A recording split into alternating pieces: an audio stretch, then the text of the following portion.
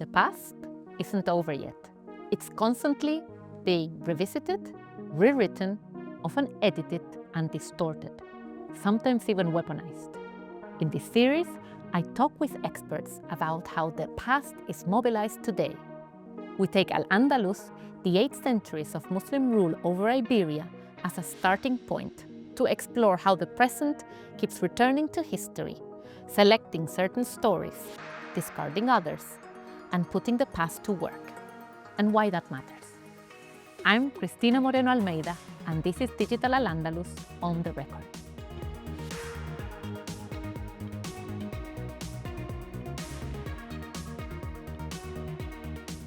People look at history for certain things. People try to build up their identity in history. We want to avoid this kind of essentialization of the past. You will be really surprised to see how many misconceptions about Al-Andalus we still have. So Al-Andalus becomes a topic of conflicting narratives. Now, people, depending on from what point of view you are looking at this Al-Andalus, your ideas about it will be quite different. Our guest today is the leading expert on Al-Andalus, Professor Eduardo Manzano Moreno. Professor Manzano is a historian at the Spanish National Research Council and author of numerous works on Al-Andalus, medieval identity, and the use of history in modern politics. His work helps us move beyond simplistic notions of Al-Andalus as either a lost paradise of tolerance or a battleground of endless conflict.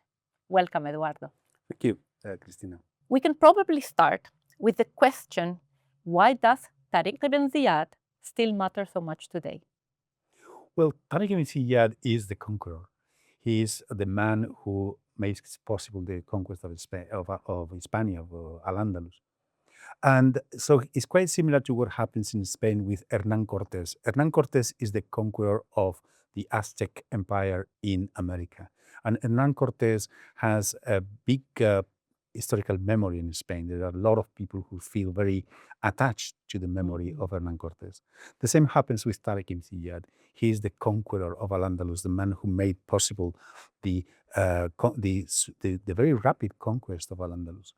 Now, there is a lot of controversy about Tariq ibn Ziyad because the sources don't tell us too many things about him. Some people think he was a Berber, some people think he was an Arab, even some people think he was a Persian. And there's been a lot of controversy about this. Now, the thing is that sources don't tell us too many things. But even so, I think that people tend to make myths about these figures, these historical figures. Recently, I received an offer to to participate in a documentary that was done by an Algerian company, and they wanted to track Tariq ibn Ziyad, his life, his ideas, and so on. But obviously, the amount of information we have on Tariq ibn Ziyad is very, very, very small. And I think that this is something that it's a process of myth creation. Okay. You try to create myths out of historical figures. But also, and this is interesting, my colleague Omeyas showed once a very interesting picture of this boat that comes from Spain to Algeria, from Alicante to Oran in Algeria. The name of the boat is Tariq ibn Ziyad. So it still has lots of memories, lots of things that children in school learn in many parts of Islamic countries. So this is why it's so popular, such a popular figure. Okay. So for listeners unfamiliar with Al-Andalus, how would you explain what it was and why is it historically relevant today? Well, Al-Andalus is the land that the Arabs name Hispania, which is today is the Iberian Peninsula, because it comprises not only Spain but also Portugal, and is a land that is conquered in 711 by the Arabs and Berbers too, because the army was composed by Arabs and Berbers, and it comes at the end of the big Arab expansion of the 7th and 8th centuries. It's one of the last territories that is conquered by the Arabs in the far east, in the far west, right? So it's very from the point of view of the Arab history, it's a kind of a marginal area. So against all odds, Al-Andalus becomes an Islamic and Arab society throughout the Middle Ages. And for 800 years, it just booms from many different points of view. I mean, it has a very wonderful literary tradition, philosophical tradition, big scientific tradition, artistic tradition, and so on. It produces something very, very peculiar in the farther west of the Islamic lands, of the Dar al-Islam. But also, Al-Andalus is a subject of a conflicting narrative, because Al-Andalus is conquered by the Christians. It's the only land that is affected by the first Arab expansion in the 7th and 8th centuries that is recovered by Christians throughout the Middle Ages. Spain, it's Iberia, and also Sicily as well. But Iberia, particular, is a very high point of this thing. Now, so yeah, it has a lot of memories. It has a lot of ideas, because it brings the myth of, well, the time when Islam or the Arabs were very powerful, the time that was before the so-called decadence of Islamic culture and Arab civilization. And it's also the moment in which, the Arabs and Muslims were just forerunners of, scientific research, literary taste, and so on. So yes, there's but if you look at from the other point of view, from the point of view of the Christians, then is the land of the so-called Reconquista, the land that is recovered against Muslims who had taken it and had taken it, so to speak, didn't belong to them.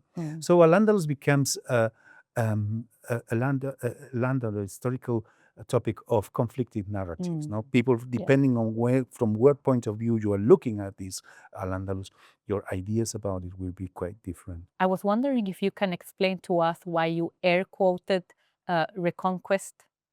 We can, for our audience, to know why why it's not a reconquest, or why you believe there's something there to say. Well, that's a very interesting issue, because from a point of view of Reconquest in Spain, it has a lot of meaning. For many people in Spain, the Reconquest, the fight against Muslims, the fact that Muslims were finally expelled from Iberia, it is what made the Spanish nation. Spain was born because of this fight for 8 centuries against these intruders, so to speak, who were the Muslims.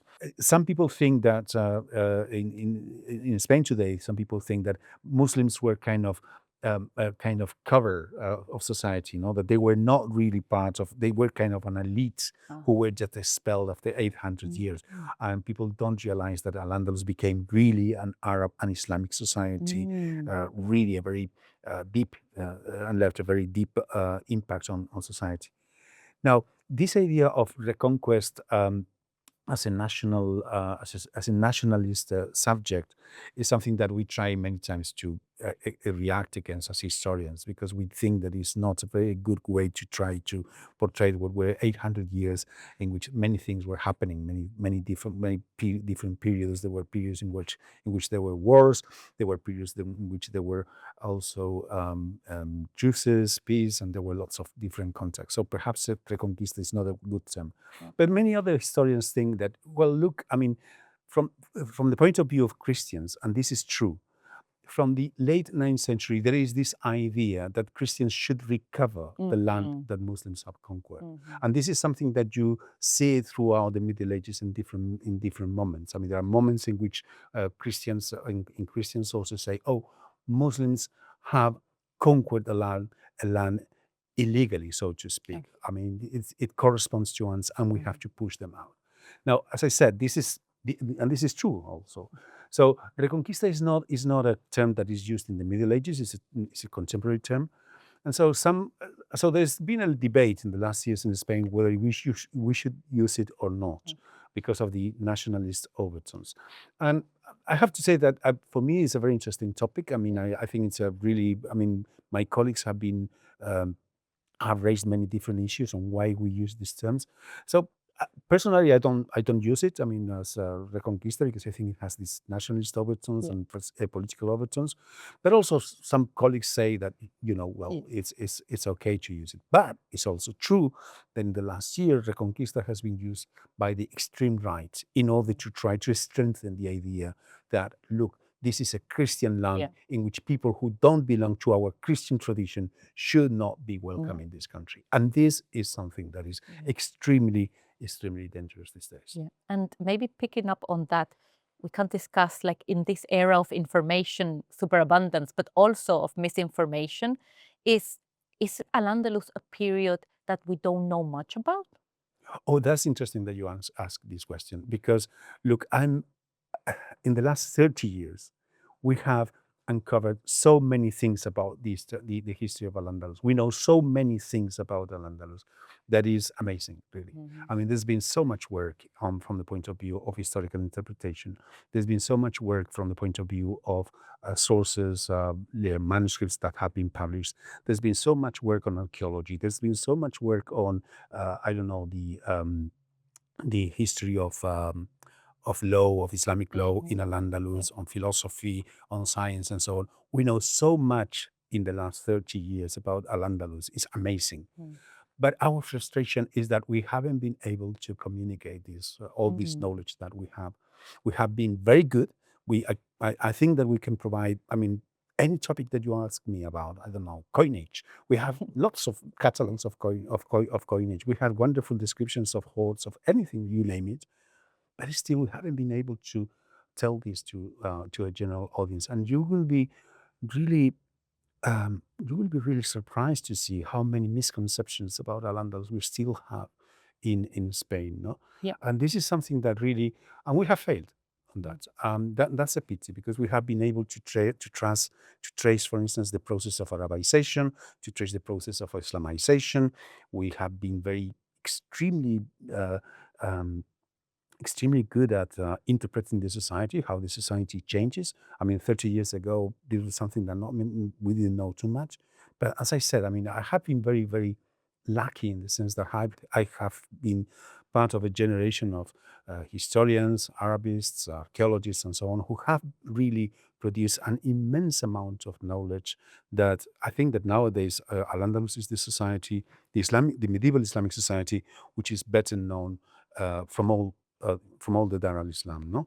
And this has been, I think I feel very proud of that. I don't feel so proud about the fact that we haven't been able to convey these ideas to a more general audience. So maybe to expand on that, could you tell us more about the how such categories such as politics, identity, and religion, if they were as fixed then as we imagine them today, or were they more fluid categories in terms of politics, religion, conversion, or identity? You mean in the Middle Ages? Exactly.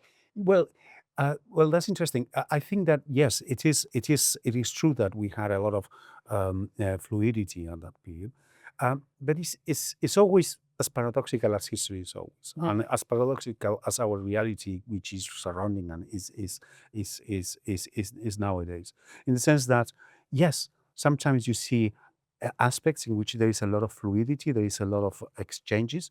But then you have also very strong political and religious attitudes in which you can say that, for instance, when it comes to polemics, people just don't really argue with each other. They are just trying to assert their identity again vis-a-vis the other, vis-a-vis the enemy. No, this is something that again, I always say that it always depends on which pages you're looking at. If you look at the odd pages, you may find some different things. Whereas if you're looking at the other pages, then you might find another different reality.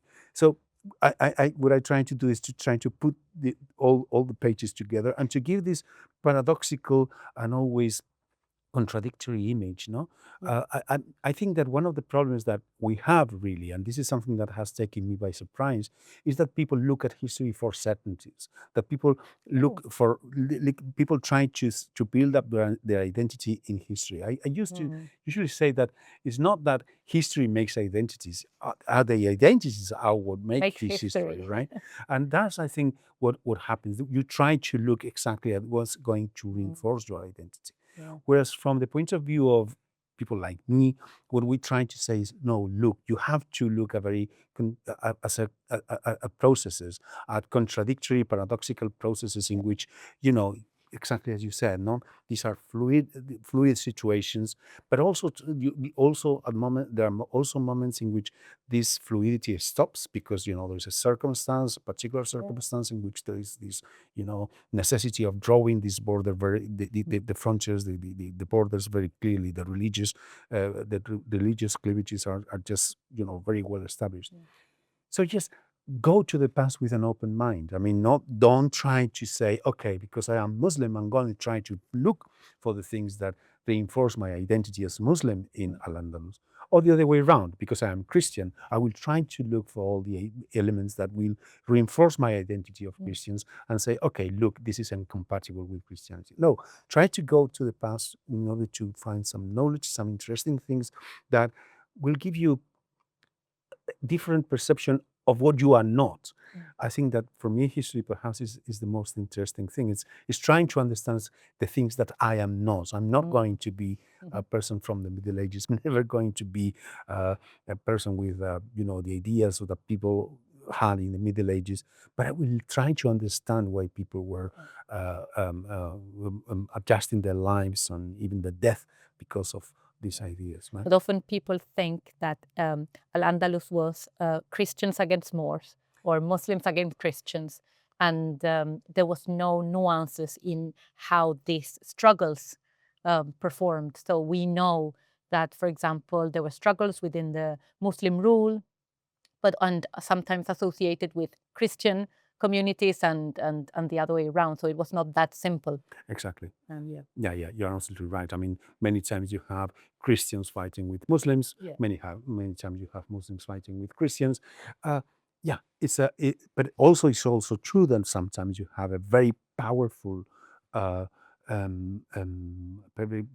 powerful affirmation or a statement of Christian or Muslim identity. I mean, when Christians conquer Córdoba, the first thing they do is to to say, okay, let's convert the Umayyad Mosque of Córdoba into a church. Or the other way around, when Almanzor goes to Santiago de Compostela, what he does is try to destroy the sanctuary of Santiago and takes Christian captives and forces them to take the bells of Santiago back to Córdoba. Okay, so Eduardo, what were the key factors behind the rise and eventual fall and decline of Al-Andalus as a political and cultural entity? Well, I could differentiate between cultural and political entity. Because from the cultural point of view, I don't see any decline of Al-Andalus at all. I mean, the Nasrid period produces the Alhambra, but also is producing an amazing amount of excellent literary material, poets like Khatib, Ibn Samrak, and so on. And also, even the time after the Christian conquest, when we have the so-called mudejares, I mean, people who are Muslims living under Christian rule, we are saying that these people, they keep traditions, cultural traditions very strongly, religious traditions very strongly. They are excellent architects, and you have, for instance, in Aragon, wonderful examples of these, the so-called mudéjar towers in Aragon. You have wonderful ceilings of wood ceilings and so on, these traditions. So I wouldn't speak of a cultural decline of Al-Andalus in the late Middle Ages. It's true that they have a political decline in some aspects. If you think of decline, because Al-Andalus shrinks from the 8th centuries to the 15th century. Although it's also true that Al-Andalus, the Christians, they really need to make a big effort in order to conquer Al-Andalus, okay? And that's something that is that sometimes people just lose in mind, because sometimes people think, oh, it was an easygoing conquest by the Christians, and it's not true. There was always very, very strong resistance. Now, but it's true that at the end of the day, the Christians, they gained the upper hand. And this is because there are several reasons, and we have thought a lot about this, no? And I think that one of the main reasons is the different social structure of Al-Andalus and the Christian kingdoms. Al-Andalus is a urban society. It's a society which is much more based on trade, on artisan activities and so on, in which it's very difficult to draw military people. to enroll armies. The Al-Andalus has a big problem with the army from the say 11th century onwards. Although sometimes they have some gains in battles, but the Christian is a much more is a society which is prepared for war much more than the Al-Andalus people, in the sense that they have it's a much more rural society with feudal landlords and so on. Yeah. And also, it's also true that Europe is expanding at that time. I mean, the expansion of the Christians in Iberia corresponds to the expansion of Christians in the East. I mean, the German expansion in the East. So yes, there are a lot of many different things which explain this decline. Also, some aspects of the political organization. Al-Andalus, from the end of the caliphal period in the 10th century, in the beginnings of the 11th century, the end of the Umayyad Caliphate, Al-Andalus, rulers of Al-Andalus have always a problem of legitimacy. Why people are ruling about us? Contrary to what people think, Al-Andalus is a society is very dynamic. There is a lot of people are all the time asking themselves why political power should be bestowed on this particular person or on this particular dynasty. And there are many different answers. And also the Christian pressure is also somehow influencing the political debate. So yeah, these are some of the questions, some of the possible answers to the political decline of Al-Andalus. Also, the transfer of wealth from Al-Andalus to the Christian North. There is, from the end of the Umayyad Caliphate, a constant transfer of wealth that is produced in Al-Andalus and goes up to the Christian North. And kind of support the upcoming crusades. Yeah, exactly. Exactly. Exactly that's it. No, this is what I mean. There is this Arthur Tushy who says in the 12th century, he says, look, the Christian rulers, what they do is just they have wealth, they are getting the wealth from us, and what they are doing is just distributed among his, the knights and so on. Yeah. Whereas our rulers, what they do is they just spend on themselves. We are just buying too many, I don't know, they are just funding too many poets. They are funding too, yeah, exactly, because people say, well, they are trying just to increase their own treasury, and their own treasury they are just spending in having grants for philosophers, poets, and so on, and big constructions. So it's true also. I mean, it's also that's another interesting explanation, no? In the sense that all the splendor of Al-Andalus had a cost. Yeah. And this is something that people sometimes loses in mind. I mean, if you are investing in the Alhambra, you are not investing on other things. On the army or on the army or on other things, right? And so, it's true. What would be some of the contemporary misconceptions of Al-Andalus then? Well, there are lots of contemporary misconceptions. I mean, I could speak hours and hours about this. I mean, one of the things that you have to bear in mind the fact that I'm a historian, right? And I come from, well, I'm going to be honest. I come from a tradition that is historical materialism, okay? We are interested about society. We are interested on changes in society. We want to know why is it that, the society becomes Islamized, why, what are the, what is the situation of peasants, what are the trade routes, and so on. And so what we have tried to do in our work, in my work, at least I speak on this on my own experience, is try to get answers for these questions. How is it that Al-Andalus gets, these urban resources or this urban growth and so on? And this is so what we have tried to do many times is just to say, look, we are dealing with Al-Andalus in the same way as we are dealing with any other historical society, as we are dealing with, I don't know, the Roman Empire, or as we are dealing with, I don't know, the Phoenicians, because it is interesting per se. It's a very interesting historical period with a lot of interesting things going on. But then it is interesting because some people don't have this perception. They have a different approach to Al-Andalus. And You have many people, I don't know, who have these romantic views about Al-Andalus. They think Al-Andalus, the splendor, the poetry, the Alhambra, blah, blah, blah.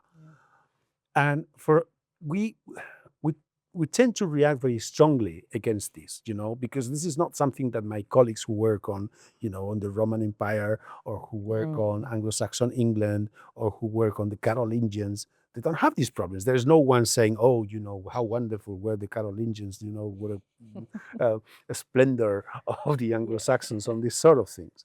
Yeah. So, when I go to conferences, I speak with my colleagues about these problems, of the social, political issues of an historical society, that I want to be a normal, so to speak, a normalized society. So you would say Al-Andalus is more romanticized than, for example, the Roman Empire, other... Absolutely, because and we also react very strongly because, for instance, the Roman Empire was very romanticized by fascism. Yeah, and still is. And still is. Yeah. Or we react very strongly because, for instance, in the case of the Spanish Empire, it is very strongly romanticized in the Franco period in Spain. Yeah. So we want to avoid this kind of essentialization of the past. We want to try to say, look, this is an historical society as any other society.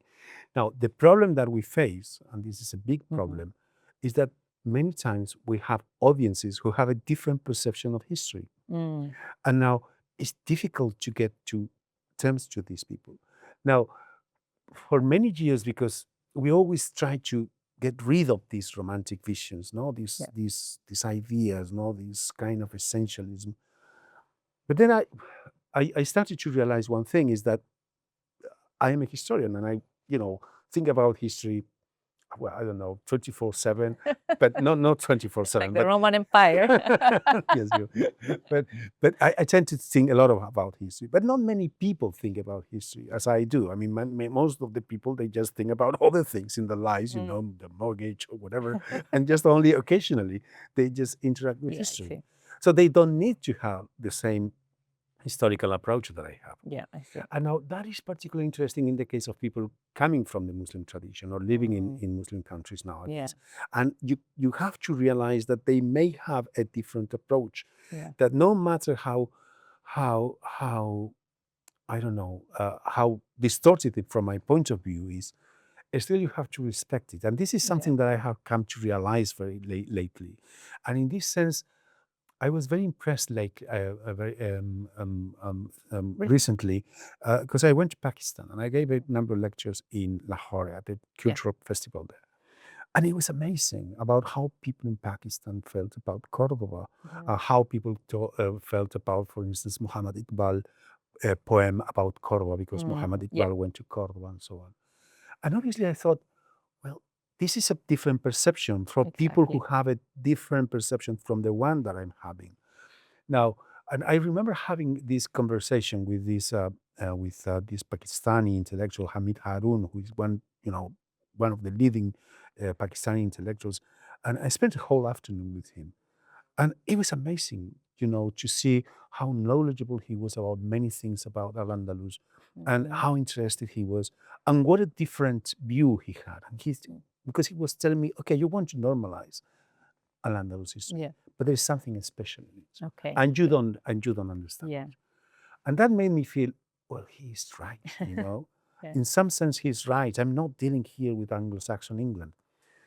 And if you ask me to what extent I can put these things together, I will tell you, I'm still working on it. Yeah.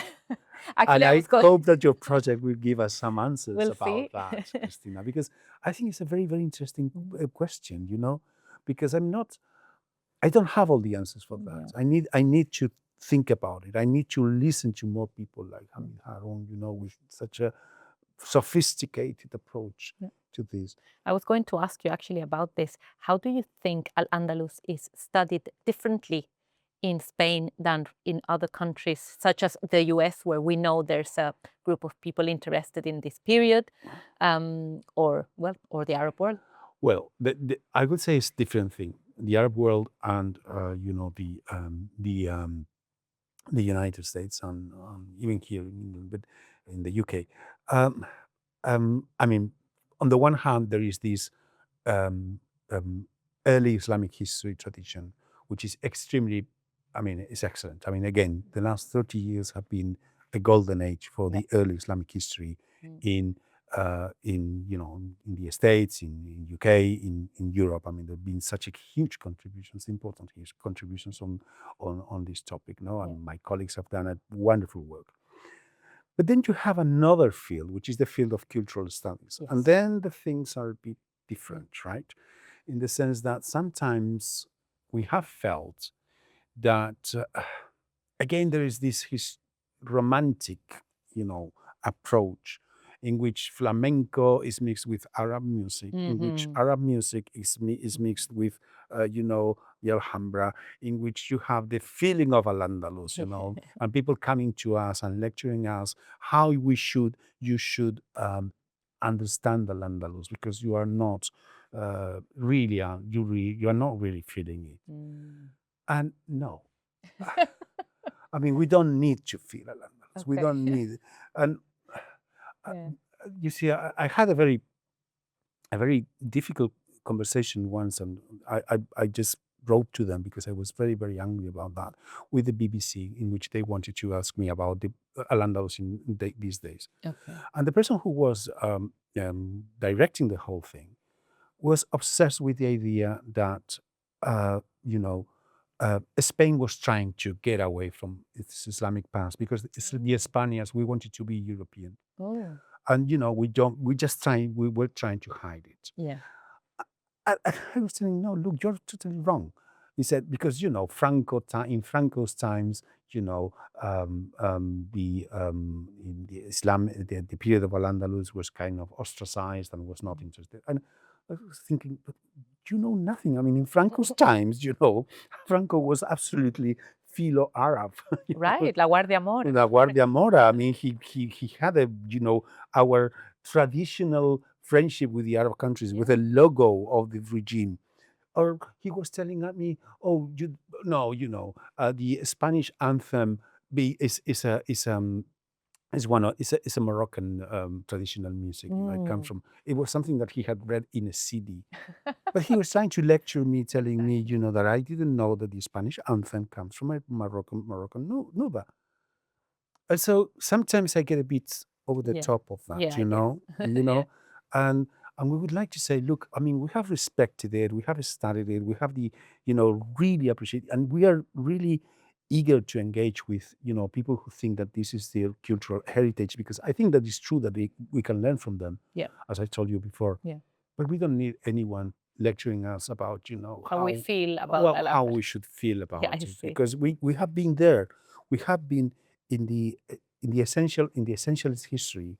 I was brought up in the essentialist history of Franco, and I don't want to go back there. And I wouldn't like anyone to go back there. I wouldn't like anyone to think, oh, look, we were in the Middle Ages. We were, at that time.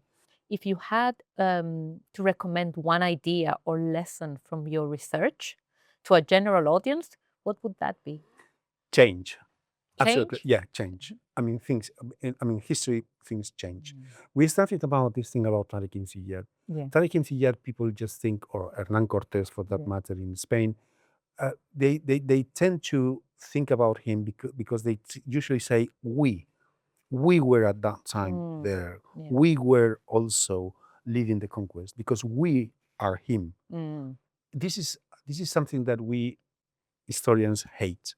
When people tell people, now the present, you are in the present, but you were always existing in the past. You were, I don't know, you were Tariq ibn Ziyad, you were the Carolingians, you were, the Anglo-Saxons, you were an Anglo-Saxon, and you have to keep nowadays the Anglo-Saxon essential pure thing.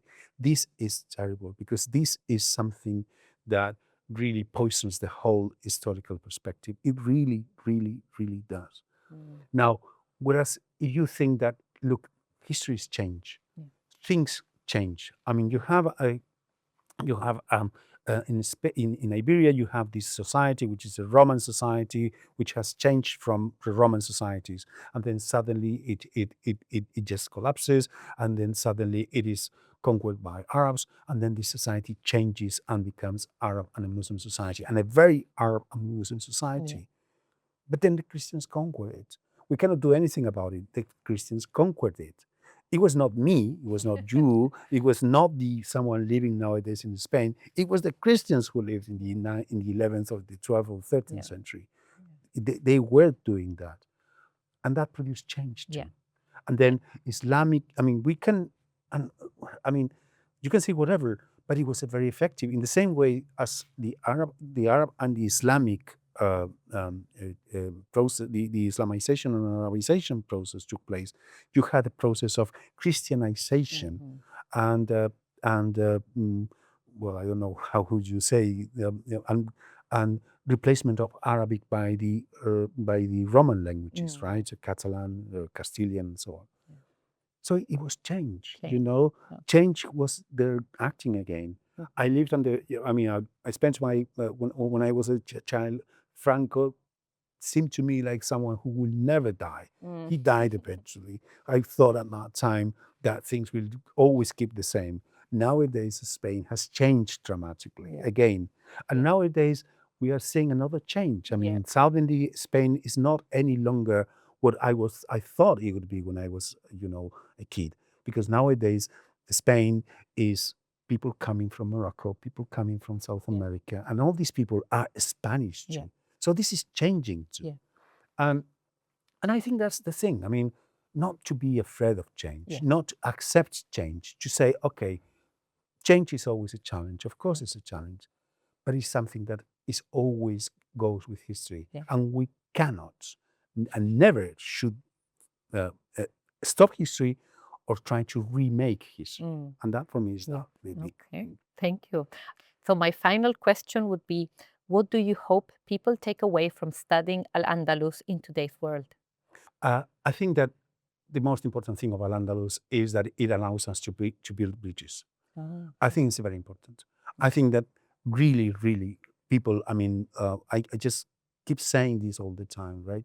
If you want to deal with people who are living in a different shore than the one that you're living today, you have to know these people, and in order to build a bridge with them, you need to know where they stand. And it's a two-way process. It's a two-way, I mean, that doesn't mean that you have to accept what these people believe or they think or so. So the only thing you have to do is to know it and to respect it and to understand it, obviously. And as I said, and I also think is the other way around. Look, I had this wonderful story that I want to finish it with. Yes, please. I was last summer in this conference that it was organized by the so-called Asociación de Amigos del Camino de Santiago, which is an cultural association in Navarra, in Estella, and this association they deal with the Camino de Santiago, no? The road of Santiago that many pilgrims make this every year. You know, you go to Santiago and you get it's a long road, and you know it has become a very popular tourist attraction. Many people are doing it these days now because they have been doing this for many years, and they have a lot of activities. And one of the activities they do is just to invite schools, children, and so on to, you know, for small trips, and also to try little essays about what is the Camino de Santiago, what is important, and so on, for children, I don't know, 12, 13 years old. Now, they have a prize. So whenever the children, they write an essay, and they don't know who the child is, and they just give a prize. Now, last year, this man, he told me, the president of the association, he told me, look, you know who won the last year? I said, no, I didn't. He said, she was a Muslim, a child with hijab and so on, and she just wrote the best essay on what the Camino de Santiago was, and I thought it was which is a very Christian thing. It's a very Christian thing, okay? Yeah. But it was fantastic because he told me that he was very moved by that. That this girl who was genuinely Muslim, who was really someone who really, I mean, obviously, but who was being brought, who was Spanish, you know, because being brought in Spain in a Spanish school and so on, but she had to learn about what are the things around her, you know. That doesn't mean that she's going to be contaminated or whatever. I mean, Or converted. or converted or whatever, no? Yeah. But at the end of the day, she was able to produce the finest essay on what the Camino de Santiago was. That, I think, if that would happen more oftenly, if we had, on the other hand, a Christian child who would be able to write an essay on what the pilgrimage to Mecca means to Muslims, that would be wonderful. Yeah. I don't know if we're close to that. I'm a bit pessimistic these days, but as a friend of mine tells me, to be pessimistic is a waste of time. So we need to be optimistic, and I hope that projects like yours will help us to bring these bridges. That I think this is what we are trying to do, or we should try to do, as responsible scholars these days. Eduardo, thank you very much for the interview. Thank you to you, Cristina. It's been a pleasure. We're now joined by one of our team members, Abdel Noor, who's going to do today's lightning round. I'm going to say a statement, and you, Eduardo, need to say if they are fact or myth. Okay? Okay, fantastic. Let's start with the first one. Al-Andalus was a paradise of peaceful coexistence between Muslim Christians and Jews. That's a myth. It's a big myth. Yeah, it's a there was big not myth. such a thing as a coexistence, among all these communities. The next up. The Reconquista was a non-stop war that lasted 800 years. That's another myth. That's the difference. I mean, one is on one side, and this is the other side of the coin. Al-Andalus was a violent foreign occupation, and everything was terrible until the Catholic monarchs showed up. Al-Andalus, no, that's a myth. But it's also important to have in mind that the Arab conquest was a conquest. There was a conquest, because some people these days are denying that there was a conquest. Christmas was celebrated in Al-Andalus by Christian population, even under Muslim rule. No, that's a fact, because the statute of dhimmis, of people who are protected, they were allowed to perform their rituals and masses, provided they did it on the premises of the churches, not in public. Okay. Here's another one. Expression of same-sex desire existed in Al-Andalus. Existed in Al-Andalus and existed everywhere.